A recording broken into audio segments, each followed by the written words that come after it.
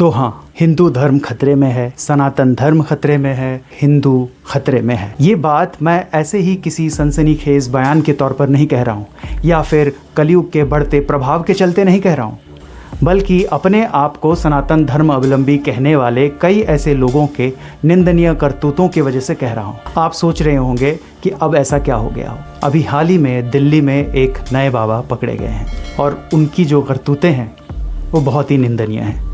वो एक इंस्टीट्यूट चलाते हैं, मैनेजमेंट इंस्टीट्यूट, और उनका जिस तरह से मैसेज बाहर आए हैं और करीबन 17 लड़कियों ने उनके बारे में कंप्लेन किया है और वो अभी गिरफ्तार हुए हैं।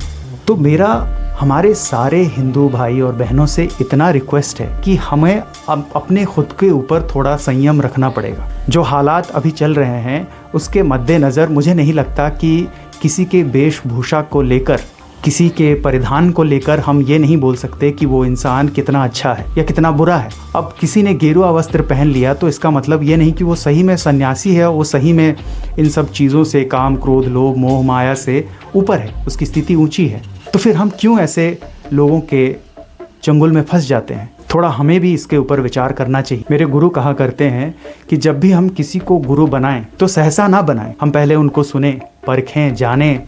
1 साल 2 साल तक हम उनको लगातार सुनते रहें, उनके आचरण फॉलो करते रहें, उनके पब्लिक में उनकी जो व्यवहार है वो देखते रहें, उनके बारे में थोड़ा रिसर्च करें।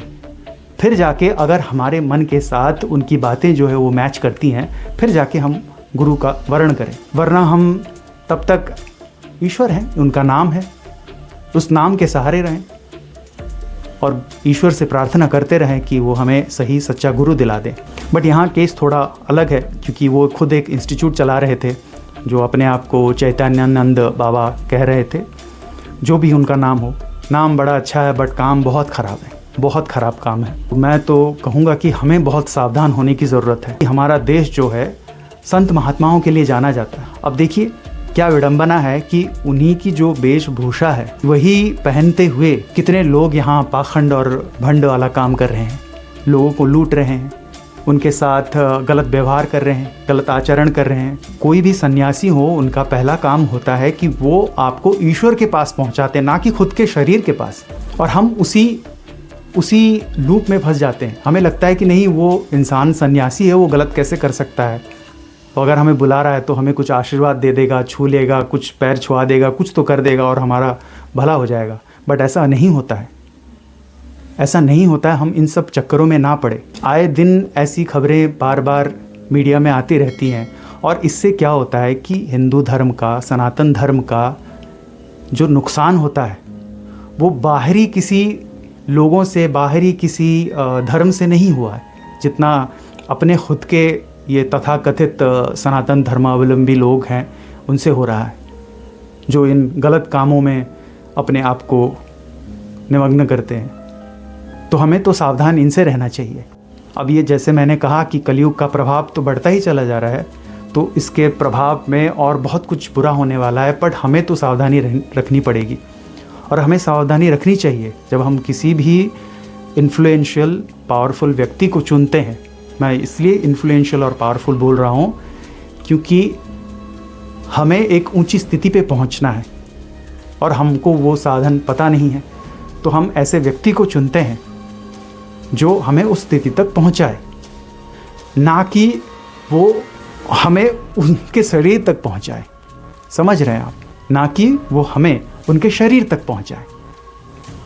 और हमारी विडंबना देखिए कि हम कैसे फंस गए हैं कि हम उस इंसान के पास पहुंच जाते हैं, बट जिसके पास पहुंचना चाहिए वहां नहीं पहुंचते, उसके बारे में नहीं विचार करते, उसके बारे में नहीं सोचते। और ऐसे लोगों को, मुझे ऐसा लगता है, ये थोड़ा विवादास्पद हो सकता है। मुझे लगता है कि बिना हमारा जो प्रशासन है उनके सहयोग के बिना इतना बड़ा जो काम है वो कभी हो नहीं सकता है। इसमें ज़रूर कुछ ऐसे लोग मिले हुए होंगे जो प्रशासन से हैं, जो ऐसे लोगों को सपोर्ट करते होंगे, वरना इतनी बड़ी कांड मतलब दिल्ली जैसे शहर में कैसे हो रहा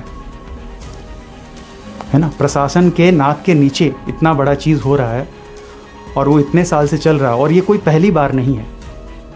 उनके अगेंस्ट 2016 में भी केस हुआ था, उनके अगेंस्ट 2009 में भी केस हुआ था। अब कोई एक बार हो फिर भी एक बात है, 2 बार, अब ये तीसरी बार। तो ये कोई पहला वाक़या तो है नहीं, इससे भी बड़े बड़े और कांड ऐसे हुए हैं। बट मेरा ये मानना है कि ऐसे ही कुछ लोग होते हैं जो हमारे हिंदू धर्म, हमारे सनातन धर्म, हमारे साधना के ख़िलाफ़ उठ खड़े होते हैं। जो थोड़ा बहुत मतलब चलने की कोशिश कर रहे हैं, उनके मन में भी ये एक आघात लगता है। जैसे कि मैंने अपने पिछले वीडियो में कहा था कि ऐसे कई लोग आ रहे हैं अभी धीरे धीरे धर्म को अपना व्यापार बना के इस तरह से उठ खड़े होते हैं, और फिर सच्चाई तो उनमें है नहीं, क्योंकि वो लोग पाखंड हैं पहले से ही। उनका पहले से ही मोटो यही है कि उन्हें पावर चाहिए, उन्हें धन चाहिए। वो 3 चीज़ों से पूरी तरह भरे हुए हैं, काम, क्रोध और लोभ, जो मैंने कहा। अब देख लीजिए, अब उनके बारे में आप कुछ भी आर्टिकल पढ़िए, इट इज़ ऑल अबाउट काम, क्रोध एंड लोभ। काम से पूरी तरह से वो पीड़ित हैं। क्रोध उन्हें बहुत आता है, जैसे कि मैं बहुत सारा अभी आर्टिकल उनके बारे में जब रिसर्च कर रहा था, पढ़ा, तो उन्हें बहुत क्रोध आता है। सबसे बहुत ख़राब बिहेवियर करते थे। सिर्फ उन्हीं लड़कियों से वो अच्छी बात कर रहे थे जिनसे उनको कुछ चाहिए था।